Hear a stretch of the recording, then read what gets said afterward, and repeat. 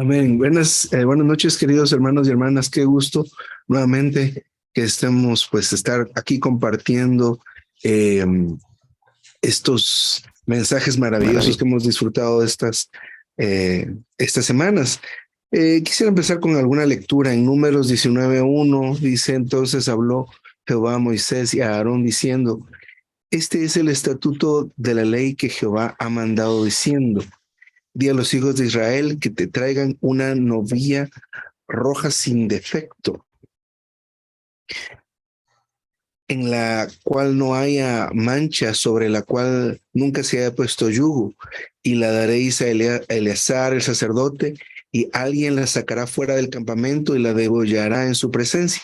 Y Eleazar el sacerdote tomará la sangre con su dedo y rociará hacia la parte delantera de la tienda de reunión con la sangre de ella 7 veces.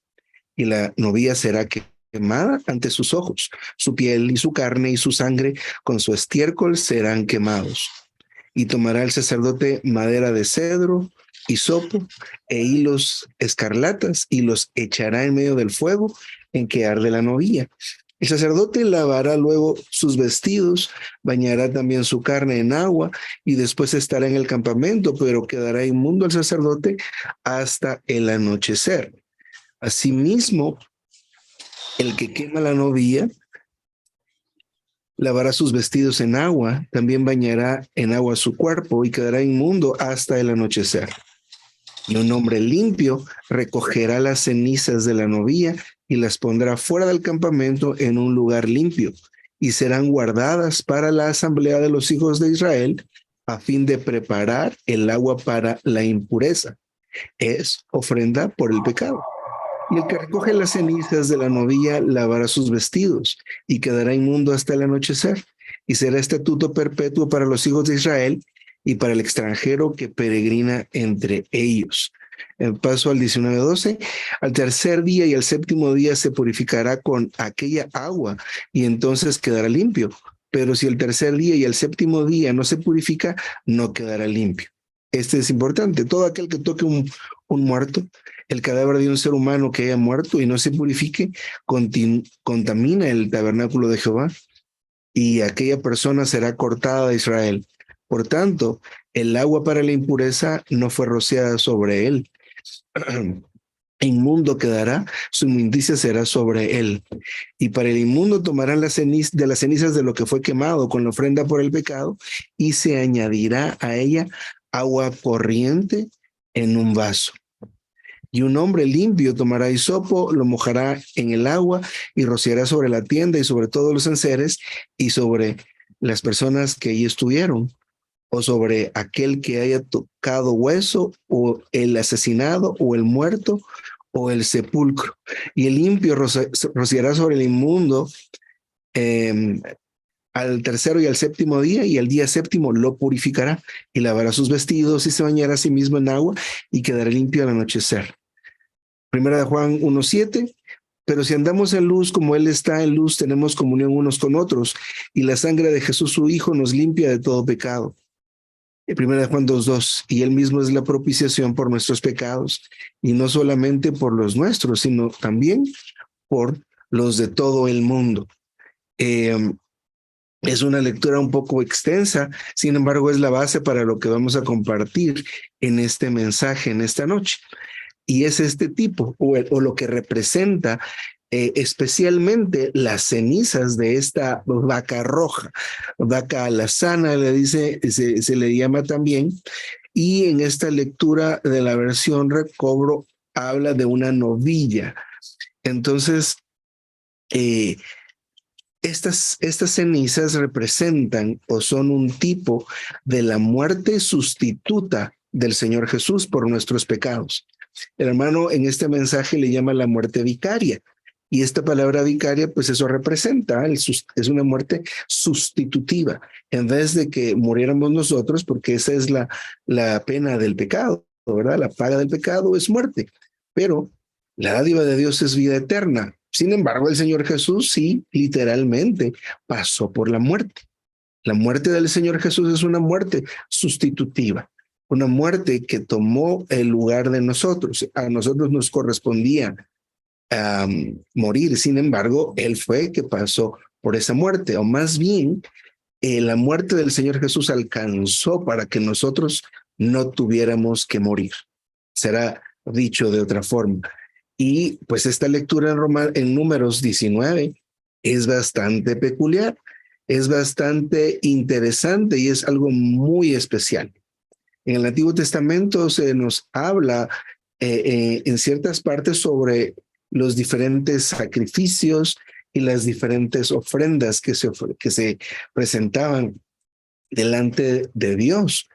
Pero esta ofrenda, especialmente de esta vaca roja, de esta vaca colorada, de esta vaca alazana, tiene una característica tiene una característica muy especial que por supuesto representa al Señor Jesús, representa un aspecto más de esta muerte maravillosa que Él pasó. Estamos todavía en este mensaje que tiene por título Si alguno peca, y en este caso habla de todos los pecados que nosotros, cómo lidiar o cómo es que el Señor preparó toda esta infraestructura para que pudiéramos tratar con nuestros pecados. Entonces, es importante que veamos los detalles de este sacrificio sustitutivo y todo lo que implica. Así que solo estoy quitando volumen a esto que estaban escribiendo. Muy bien. Entonces, primero que nada es que es bien interesante que para este sacrificio se solicita una vaca, ¿verdad? Una novilla. Para los demás sacrificios se pide un macho, un toro, un cabrito. Siempre se pide un macho, ¿verdad? Sin embargo, para este se está pidiendo una hembra. Entonces, esto tiene mucho significado, ¿verdad? El género masculino, por ejemplo, muestra lo que se refiere al testimonio relacionado con la verdad. Eso tiene que ver con el género masculino en las ofrendas. Y pues también en los ejemplos donde vemos a personas del género masculino. Ahora, el género femenino tiene que ver con lo que se relaciona a la experiencia de la vida. Vamos a repetir. Cuando vemos el género masculino en la Biblia, tanto en las ofrendas o en los personajes, digámoslo de esta manera, o los que son mencionados en la Biblia, el género masculino denota lo relativo o lo que se relaciona con el testimonio de la verdad. Ahora, toda figura femenina está relacionado con la experiencia de la vida. Pongamos un ejemplo. En el caso de Abraham, él representa la justificación por la fe. Por otro lado, Sara representa o hace referencia a la obediencia. Analicemos. La justificación por la fe va a ser algo objetivo. Tiene que ver con la verdad que está en la Biblia y con el testimonio que se manifiesta por causa de esta verdad. Pero el tema de la obediencia es un asunto subjetivo. El asunto de la obediencia tiene que ver con la vida de Dios fluyendo y con nuestra experiencia en esta vida. Otra vez, en el caso de Abraham, él denota la justificación por la fe. Y en el caso de Sara, la obediencia. En el caso de la obediencia tiene que ver con la vida y con la experiencia, ¿verdad? Nosotros somos obedientes en nuestra vida práctica a medida que experimentamos y dejamos fluir la vida dentro de nosotros y en la medida que la experimentamos. Eventualmente somos obedientes. Antes de esto, solo porque me digan que sea obediente, no seré obediente necesariamente. Porque cuando algo es impuesto o algo es de manera externa, aún puedo obedecer al principio, pero esta obediencia, puesto que es algo fingido, tiende a ser temporal. Obedezco al principio, pero luego ya no obedezco. Entonces, estamos viendo cómo en el caso de esta ofrenda específica es una vaquita, ¿verdad? Es un semoviente del género femenino. En la Biblia hay muchos personajes femeninos y la gran mayoría simbolizan a la iglesia. ¿Y por qué? La iglesia definitivamente está pues relacionada con la obra del Señor dentro de nosotros. Entonces, está dentro del ámbito de nuestra experiencia subjetiva. El hecho de reunirnos, de funcionar en la iglesia, de ejercer nuestra función dentro de la iglesia. Todo esto es una experiencia subjetiva, lo cual está representado por el género femenino. De eso estamos hablando, ¿verdad? Entonces, en este pasaje que estamos analizando en Números 19, la ofrenda que Dios está pidiendo es una vaquita, ¿verdad? Es una novilla, no es un toro, ¿verdad? No es un macho ni nada relacionado con el género masculino, más bien con el género femenino. Entonces, podemos decir que esta vaca colorada, que esta vaca roja, la vaca alazana, específicamente en este pasaje, está relacionada con la obra de Dios, pero desde la perspectiva subjetiva, ¿verdad? Subjetiva quiere decir que está relacionada con la vida y con la experiencia de ella, ¿verdad? De la vida. Nosotros, por ejemplo, conocemos muchas cosas. Tenemos mucha información en el recobro del Señor. Hay mucha verdad, hay mucho que hablar, hay mucho que conocer, ¿verdad? Pero también hay mucho que experimentar. Hace algunos días largos, pues decía que nuestra vida cristiana debe tener un equilibrio entre el conocimiento de la verdad, que entonces sería algo objetivo, pero también el ejercicio del espíritu, que vendría a ser algo subjetivo. Ejercitar nuestro espíritu, poner nuestra mente en el espíritu, fijar nuestra mente en las cosas de arriba, como dice Malaquías, prestar atención a nuestro espíritu.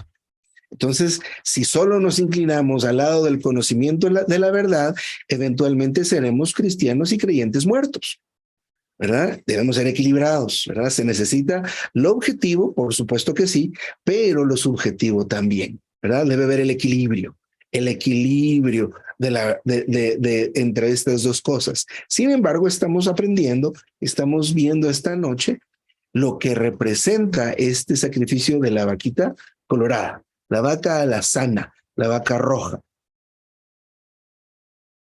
Bueno, ahora tuvimos una lectura un poco extensa al principio de este mensaje, pero debemos recordar, lo hice porque están ahí todos los detalles. Y también debemos considerar que esta palabra de este ministerio maravilloso se basa totalmente en la Biblia. Necesitábamos también ser alimentados con el maná de la palabra. Así que uno de los hábitos que son vitales y que debe ser en nosotros eso, un hábito, es la lectura y el estudio y la consideración de la palabra. No debemos escatimar ni quitarle el valor que tiene a la lectura, el estudio y la consideración de la palabra. Consideremos, ¿qué hacían con esta vaca roja? Primero, la degollaban. Luego, la sangre era rociada 7 veces en la parte delantera de la tienda de reunión. Entonces, este primer detalle, primero era degollada y luego la sangre, tomaba el dedo, con su dedo, el azar, la sangre y la rociaba 7 veces delante de esta tienda o tabernáculo de reunión. Este tabernáculo de reunión es diferente a la tienda grande, al tabernáculo que tenía estas 3 partes, el atrio, el lugar santo y el lugar santísimo. Esta era una carpa más pequeña, era una carpa donde se metía Moisés y hablaba con Dios, ¿verdad? Ahora, este primer paso es muy importante, muy significativo. En este paso, la sangre era ofrecida a Dios. La sangre se ofrecía a Dios. Entonces, recordemos que la obra de la sangre siempre es para satisfacer a Dios, ¿verdad? El Señor derramó su sangre como el precio de su redención a la ley que Dios estableció. Entonces, la sangre que era rociada, que la sangre de la cual era vaciada esta vaca roja, era la sangre que era para Dios y para la redención del pecado. Entonces, eso es lo primero. La vaquita roja era degollada, llevada fuera del campamento y su sangre era rociada 7 veces en la parte delantera de la tienda de reunión. Así que esta sangre era para Dios y para la redención del pecado. La vaca era quemada, era incinerada en su totalidad como holocausto, ¿verdad? Había otras ofrendas que estas eran ofrecidas, eran quemadas, pero parte del animalito se guardaba y era de lo que comían los levitas y los sacerdotes. Pero esta ofrenda específica era incinerada completamente. De ella quedaban únicamente cenizas. Recordemos este detalle. A medida que el animal, que esta vaca roja era quemada, el sacerdote añadía a este fuego 3 cosas más. Madera de cedro, añadía hisopo, que era otro árbol, y también algo que se llama escarlata. Entonces, vamos a ver primero estas cosas, ¿verdad? Primero el cedro y el hisopo. En el primer libro de Reyes, el capítulo 4 y el versículo 33, nos habla de que Salomón disertó sobre todos los árboles, desde el cedro hasta el hisopo. Entonces, esta comparación del capítulo 19 que estamos analizando tiene pues completamente relación con el primer libro de Reyes, ¿verdad? Donde se hablan de estos árboles específicamente, ¿verdad? Entonces, si Salomón habló desde el cedro hasta el hisopo, esto representa la totalidad de todos los árboles, con lo cual hace referencia al mundo completo, al mundo entero. Entonces, consideremos una vez más, la vaca era degollada y era incinerada completamente. Su sangre era derramada 7 veces frente a la tienda de reunión. Entonces, la sangre primero era específicamente para Dios y luego era una ofrenda por el pecado. ¿Por el pecado de qué? Del cedro hasta el hisopo. ¿Esto qué representa? Representa a la totalidad del mundo, a la totalidad del mundo. La totalidad del mundo, el mundo entero. Es decir, que la muerte del Señor abarcó eso, ¿verdad? Abarcó la totalidad del mundo. Ahora, la otra cosa que se añadía era este asunto de color escarlata, ¿verdad? Que también se podría traducir como grana, es algo rojo. Y el hermano lo relaciona con Isaías 1:18, donde dice, si vuestros pecados fueren como la grana, como la nieve serán emblanquecidos. Entonces, lo que el color rojo representa en este caso son nuestros pecados. ¿Ah? Entonces, el hecho de que se quemaran juntos el cedro, el hisopo y la grana, esto significa que los pecados del mundo entero fueron puestos sobre esta vaca roja que estaba siendo quemada. Entonces, cuando esta fue ofrecida por Dios, esto representa completamente o es una visión completa de la muerte del Señor en la cruz. Entonces, no debemos olvidar esto, sino al contrario, grabarnos esto, porque este cuadro muestra la eficacia de la muerte de Cristo. Si ustedes recuerdan la semana pasada, terminamos este tiempo de compartir diciendo que la muerte del Señor es una muerte que es eterna, que a pesar que fue hace muchos años, todavía es válida, todavía tiene función y la tendrá. Así que el Señor Jesús en su muerte, ahí va puesta, pues primero su sangre que era ofrecida y derramada como precio por la redención y los pecados, pero en él estaban puestos los pecados del pasado, del presente y del futuro. Todos los pecados pero no solo, pues decimos ahorita los suyos y los míos, ¿verdad? Los de los que estamos aquí conectados, pero también de todos los que son salvos, pero también de los que no son salvos. Ahora bien, los que no son salvos no están todavía participando de esto. ¿Cómo pueden participar? Muy sencillo, recibiendo al Señor, siendo regenerados. Entonces, la muerte del Señor Jesús va a ser aplicada a ellos tal como fue aplicada a nosotros desde el día que recibimos al Señor. Esto pues puede que sea un poco complejo, pero pues creo que tendremos la oportunidad de poder volverlo a escuchar. Entonces voy a hacer una recapitulación acerca de esto que acabamos de compartir aquí en Números 19. Entonces, primero estuvimos viendo que para esta ofrenda Dios está pidiendo específicamente una vaca, ¿verdad? Un semoviente que tiene, que es del género femenino. Y vimos que esto tiene mucho significado. Cada vez que hay una figura del género femenino, ella va a representar pues los aspectos, un aspecto subjetivo que especialmente se relaciona con la vida divina y con la experiencia de esta. En el caso de Sara, por ejemplo, representa la obediencia. Por otro lado, también vimos que la figura femenina eh, eh, eh, pues muchas veces en la Biblia representa a la iglesia, la cual también está relacionada con estas dos cosas.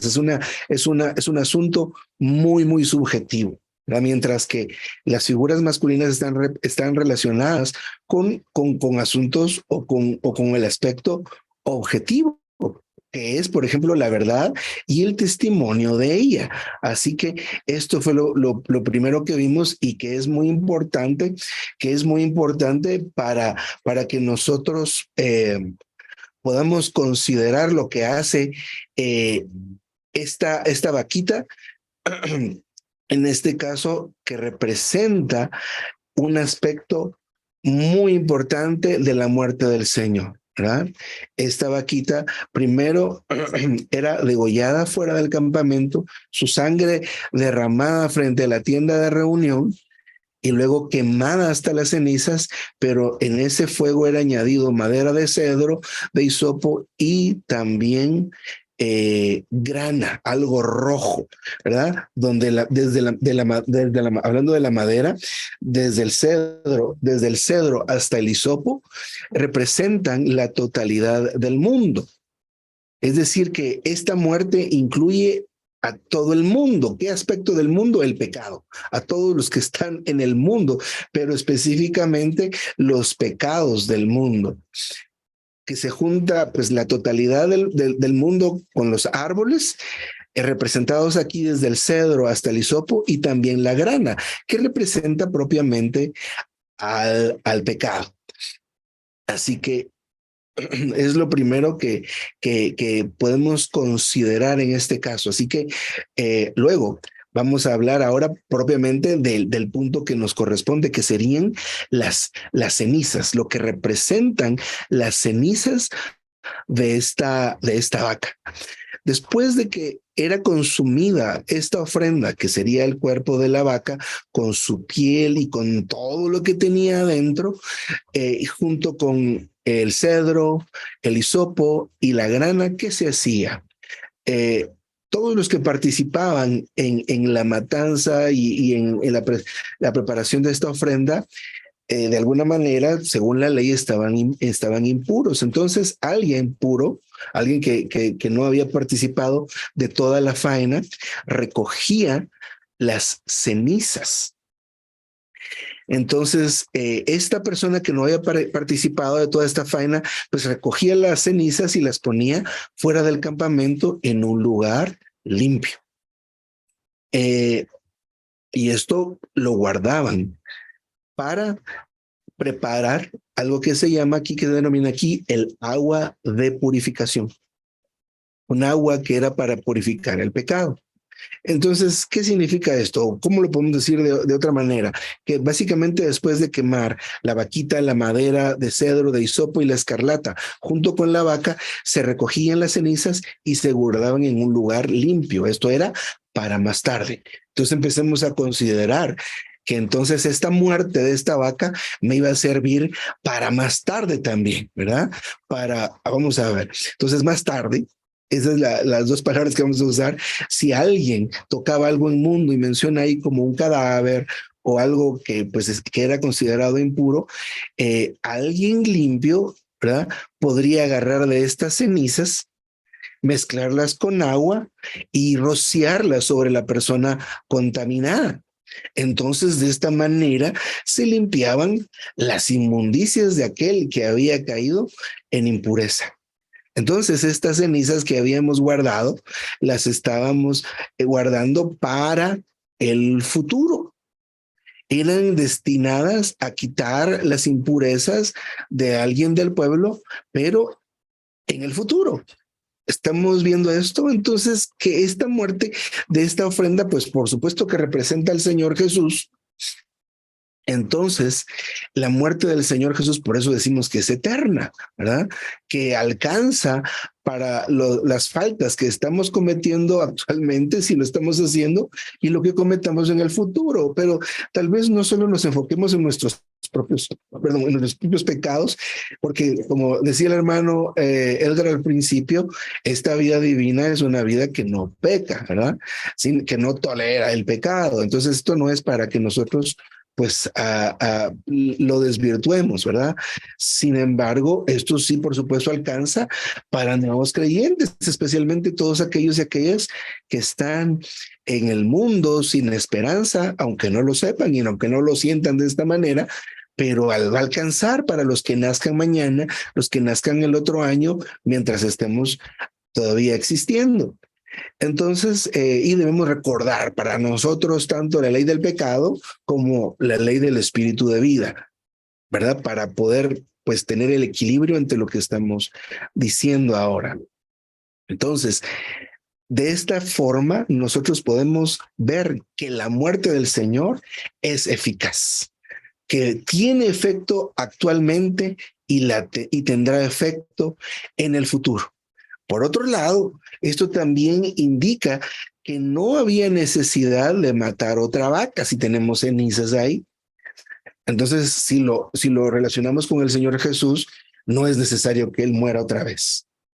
A veces hemos dicho esto, no es necesario que Él muera otra vez. ¿Por qué? Porque ya murió y porque su muerte tiene esa característica que sirve para el futuro, ¿verdad? Nos muestra en este ejemplo, en esta figura, cómo este sacrificio tiene validez en el momento, pero también tiene validez en el futuro, porque guardamos las cenizas, ¿verdad?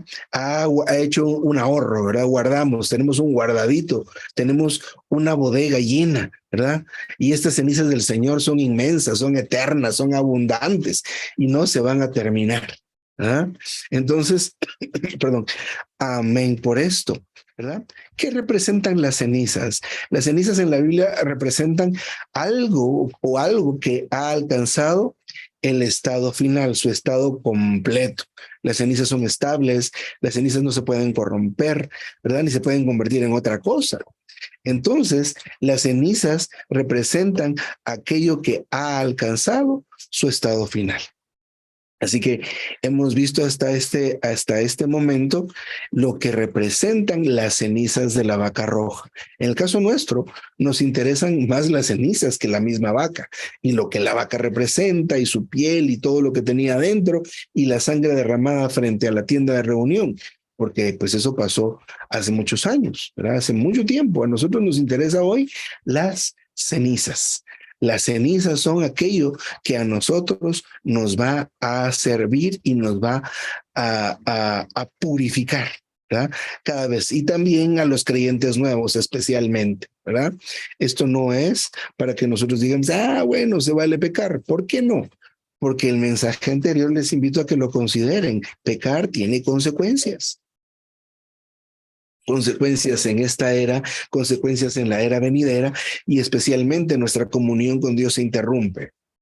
pueden también leer este mensaje que se llama Si alguno peca, del hermano Watchman Nee, que está en los libros, en el tomo 2 del libro Perfeccionamiento para Creyentes Nuevos, para que nosotros nos demos cuenta que el pecar continuamente, que ya sería algo que se llama iniquidad, que sabiendo que es malo lo hacemos, tiene consecuencias para el presente, tiene consecuencias en la era venidera, y nuestra comunión con Dios se daña. Siguiendo adelante, y pues espero que nos haya quedado pues algo claro todo este significado maravilloso del Antiguo Testamento, que de verdad es fascinante. Fascinante considerar, por ejemplo, todas las piezas del tabernáculo, lo que representan, porque nos muestran esta riqueza de Dios tan maravillosa, cómo Él nos prepara una infraestructura completa para poder ganar del Señor y poder estar viviendo sin la condenación de Satanás. Muchos creyentes viven afligidos, ¿verdad? La típica excusa de alguien que empieza a reunirse y luego se aleja. Es que he hecho cosas malas y me siento muy mal porque he cometido pecados, pero si sabe esto, si aprende esto, no va a sentirse de tal manera, ¿verdad? Y vamos a pasar al siguiente punto, que es nuestra provisión para empezar a dejar de cometer pecados y pecados cada vez. El Romano 4 nos habla de que debemos ver que necesitamos tener este hábito y esta práctica, que es confesar. Confesar qué es lo que nos corresponde hacer a nosotros. La hora de la redención le correspondió al Señor. Él pasó ese trago amargo, la copa amarga que a nosotros no nos tocó vivir, la angustia de enfrentar la muerte. Pero ¿qué nos corresponde a nosotros para mantenernos ahí? Que es confesar nuestros pecados constantemente. Primera de Juan 1:9, si confesamos nuestros pecados, Él es fiel y justo para perdonarnos de nuestros pecados y limpiarnos de toda injusticia. Y esto es bien importante que lo consideremos. ¿Qué nos corresponde a nosotros hacer?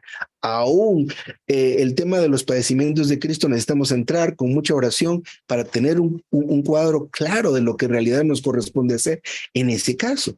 Pero con respecto a la redención, el Señor lo ha hecho todo.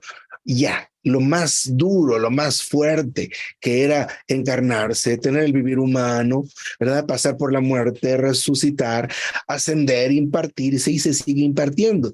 Ahora, ese es el lado del Señor. ¿Qué me corresponde a mí? ¿Qué le corresponde a usted? Confesar sus pecados, confesar nuestros pecados constantemente. La recomendación a veces es, cada vez que termine el día, vaya delante de Dios y ore, ejercite su espíritu, vuelva hacia el Señor. Usualmente en ese tiempo el Señor le alumbra de lo que ha hecho, que le ha ofendido.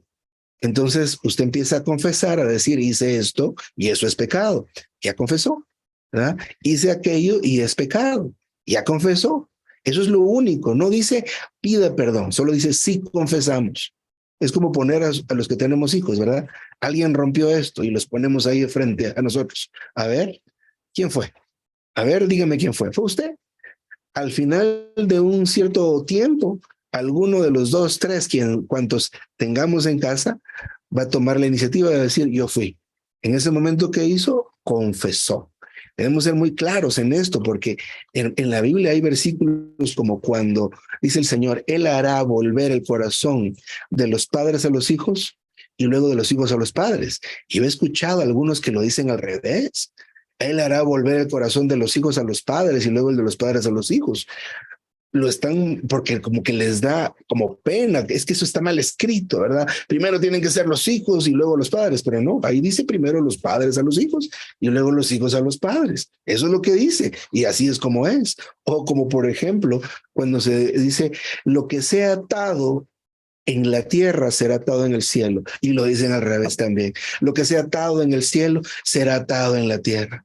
Wow, no. El principio es al revés. Debe ser atado primero en la tierra. Hay que leerlo bien, despacio. Aquí dice, si confesamos nuestros pecados. No dice si usted se acusa y dice lo que sea y le suplica a Dios que lo perdone. No. Ahí dice, confiese. diga que usted lo hizo. Eso es todo lo que quiere Dios, que le diga, yo hice eso, yo mentí y es pecado, yo me quedé con eso y es pecado, yo codicié y es pecado. Eso es lo que indica ahí el versículo. Si confesamos nuestros pecados, Él es fiel y justo para perdonarnos nuestros pecados y limpiarnos de toda injusticia. Entonces, este asunto de confesar es lo que nos corresponde a nosotros con respecto de la obra de la redención del Señor. Así que continuamente necesitamos estar haciendo esto, ¿verdad? A medida que confesemos y nos estamos alimentándonos y empezamos a ver, a entender, nuestros ojos son abiertos, los velos son quitados, entonces nos damos cuenta, no, hombre, si yo no debería pecar, ¿verdad? Esta vida no peca, pero nosotros todavía decimos, es que esta vida no peca y no tolera el pecado. Sí, sí, sí, pero yo peco de todas maneras. Nos falta la visión, ¿verdad? Confiese sus pecados, lea la escritura, ore sin cesar y entonces se va a dar cuenta eventualmente que no puede pecar. Hermano, usted puede pecar y no es solo un asunto así mero eh, externo que yo les diga, sí, digan que sí, no pueden pecar. Digan que no, no, tampoco se trata de eso. Pero les digo con toda seguridad, esto será como consecuencia de su buena alimentación, de su buen ejercicio, ¿verdad? Entonces sus ojos van a ver al Señor. Y entonces usted va a poder ver al Señor a cara descubierta y darse cuenta de veras. Yo no estoy en derrota, va a decir usted, ¿verdad? De veras dice la Escritura que Él me hizo sentar junto a Él en lugares celestiales. Y yo pensando que estaba en este hoyo, ¿verdad? Lleno de deudas, lleno de enfermedades, lleno de cosas. Sí, sí, pero a pesar de la tempestad, mire cómo estaba el Señor. El Señor estaba en una tempestad con sus discípulos, donde los cielos estaban queriendo eliminarlos y el agua estaba queriendo eliminarlos. Los problemas van a estar ahí, la opresión va a estar ahí, pero el Señor, ¿qué es lo que hacía? Dormir. Entonces, hermanos, el Señor en el Salmo 23 nos ha llamado a sus pastos verdes, donde se come, donde se bebe. ¿Pero qué se hace ahí? Se descansa. ¿De qué debemos descansar? De estar pensando cosas. Esa es la mente en la carne. Estamos pensando, debemos pensar en el Señor, poner la mente en el Espíritu. Romanos 8:6, Colosenses 3, ¿verdad? Entonces, necesitamos ver como necesidad el asunto de confesar. Hemos visto de veras algunos hermanos y hermanas que llegan a la mesa del Señor y pasan con el panito y pasan con la copa y no toman nada, ¿verdad? Pero tan fácil que es resolver eso. Confiese delante del Señor lo que ha hecho y participe. Si solo eso tiene que hacer, no tiene que demostrarle nada a nadie. Pero a veces no lo vemos como una necesidad, tal vez como un compromiso. Es que si confieso ya voy a dejar de hacerlo. ¿Verdad? Entonces, debemos ver que es una necesidad el asunto de confesar. Mire lo que dice Proverbios 28:13. El que encubre sus transgresiones no prosperará, mas el que las confiesa y las abandona alcanzará misericordia. Cuando nosotros como creyentes pecamos, debemos confesarlo, debemos reconocer, no delante de las personas, porque esto no se trata de que seamos avergonzados en frente de la gente o en frente de nuestra familia o en frente de nuestros hijos. Esto es una cosa muy, muy personal, pero no es difícil, ¿verdad? Así que necesitamos tener esto como otro hábito, junto con la lectura de la Biblia, la oración, el invocar el nombre del Señor, orar, leer, reunirnos, confesar constantemente. Amén. Por ejemplo, vamos a ver, Colosenses 1:21. Y a vosotros también, aunque erais en otro tiempo extraños y enemigos en vuestra mente por vuestras malas obras. Debemos recordar que el pecado causa un distanciamiento entre Dios y nosotros. Entonces, cuando confesamos nuestros pecados, esa distancia se termina, se acaba. Confesar nuestros pecados es volver al Señor. Si a veces vemos en nosotros mismos que nos cuesta volver al Señor, tengamos un tiempo con Dios y confesemos nuestros pecados. Si vemos a un hermanito, una hermanita que tiene esa dificultad por volver, no le vayamos a decir lo que tienes que hacer es confesar tus pecados. No, no, no, ¿verdad? Pero tenemos nosotros un indicio de un síntoma por el cual debemos orar. Debemos pastorear, alimentar. Recordemos, si alguno peca, un pecado que no sea de muerte, dale la vida. Eso es lo que nos enseña el Señor y nos enseña la palabra. Alimentemos, demos la vida y eventualmente este hermanito, esta hermanita, pues va a ver la necesidad de confesar nuestros pecados. Confesar nuestros pecados es algo, debe ser una experiencia constante, debe ser una experiencia de limpieza, ¿verdad? Como cuando hay mucho calor y nos ha tocado trabajar y estamos todos incómodos con el calor que tenemos y luego nos damos una ducha. Eso debe, y nos sentimos frescos, podemos dormir mejor y demás. Esta experiencia debe ser para nosotros el confesar nuestros pecados. No debe ser algo incómodo de ninguna manera. Por el contrario. Entonces, yo recuerdo especialmente en tiempos de jóvenes o servidores con servidores para jóvenes, se tienen a veces tiempos así, ¿verdad? Donde dice, bueno, hermanos, vamos a orar y vamos a tomar un tiempo y todos voltéense espalda con espalda y no se fijen en los demás y tengan un tiempo de confesión delante del Señor. Usualmente, después de tener esos minutos, a veces cortos, a veces largos, de confesión, las reuniones toman otra proporción, ¿verdad? Los hermanitos y los jóvenes y los servidores realmente liberan su espíritu, ¿verdad? Realmente dejan fluir al Señor y nos damos cuenta que eso se manifiesta en la atmósfera, en el compartir, porque eso es lo que nos está deteniendo, ese distanciamiento. Cuando estamos distanciados del Señor, empezamos a ver qué decimos, ¿verdad? Y solo traemos algo de la mente para la boca, no viene del espíritu, ¿verdad? Fluyendo como el Señor. Así que debemos ver el confesar nuestros pecados como una necesidad. Así que yo necesito confesar mis pecados delante del Señor todo el tiempo, todo el tiempo, todo el tiempo. Hace unos días un hermano le decía a otro hermano que estaba haciendo una cierta labor para el Señor, ¿verdad? Pero a veces esas labores para el Señor como entre comillas. Entonces le decía al hermano, realmente la mejor labor que puedes hacer ahora es orar. Entonces, eso es el ejercicio de nuestro espíritu. Si nosotros tenemos dificultades para confesar nuestros pecados, ejercitemos nuestro espíritu. Si no sabemos cómo hacerlo, que esto es una práctica que es necesaria, debemos considerar entrar en la presencia del Señor. ¿Cómo es eso? Si el Señor está en todo lugar, sí, sí, pero nuestra mente, a veces por estar mucho tiempo en la carne, no contactamos al Señor o nos toma un poco más de tiempo. Así que entre en oración, invoque al Señor por unos minutos y luego usted puede empezar a tomar las partes de su cuerpo, a ver la cabeza, todo lo que pensé y recordar en el día, tuve este pensamiento de ira, ¿verdad? Tuve este pensamiento que no es agradable delante del Señor, ¿verdad? Hoy el tráfico, especialmente, o sea, hoy el tráfico está muy, muy duro, ¿verdad? Para recorrer unos pocos kilómetros fueron muchos, muchos minutos, ¿verdad? Y cómo nos ponemos en el tráfico, tensos, ¿verdad? No pasa el de adelante, que se ocurre, ¿verdad? Entonces, y luego por alguna razón queremos darle rienda suelta y satisfacer la carne, dando un insulto, tirando una palabra, como sea, ¿verdad? Eso hay que confesarlo delante de Dios. Entonces pensamos cosas, oímos, ¿verdad? Voy con mis oídos. Señor, esto no lo debió haber oído y lo confesamos, ¿verdad? Lo que vi con mis ojos, ¿verdad? Lo que dije, lo que tocaron mis manos, a donde fui con mis pies, ¿verdad? Entonces esto puede ayudarnos un poco a tener este hábito todo el tiempo. Hermano, pero es que y los responsables, ¿será que tienen que confesar? Todos tenemos que confesar pecados, ¿verdad? Y los que sirven con los niños también tienen que confesar pecados.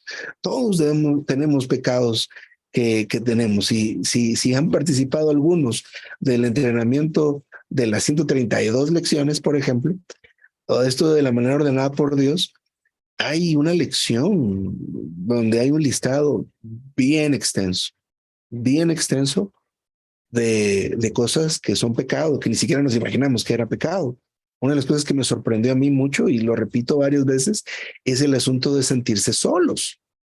Muchas veces decimos, me siento solo, ¿verdad? Que nadie nos ama y demás cosas. Sin embargo, el Señor Jesús, Él prometió que no nos iba a dejar solos. Entonces, no podemos hacerle mentiroso al Señor. Si nos sentimos solos, volvámonos al Señor y vamos a recordar que Él está con nosotros y que aparte de esto nos ha incluido y nos ha incorporado y nos ha injertado en Él, que es la vida verdadera, en su cuerpo maravilloso, ¿verdad? Pero estamos viendo que confesar los pecados debe ser para nosotros una necesidad. Al final de este mensaje se nos habla acerca de que tenemos un abogado ante el Padre y pues tal vez no voy a entrar en este punto, en esta oportunidad les invito a que entren en el mensaje. Sin embargo, quisiera decir esto.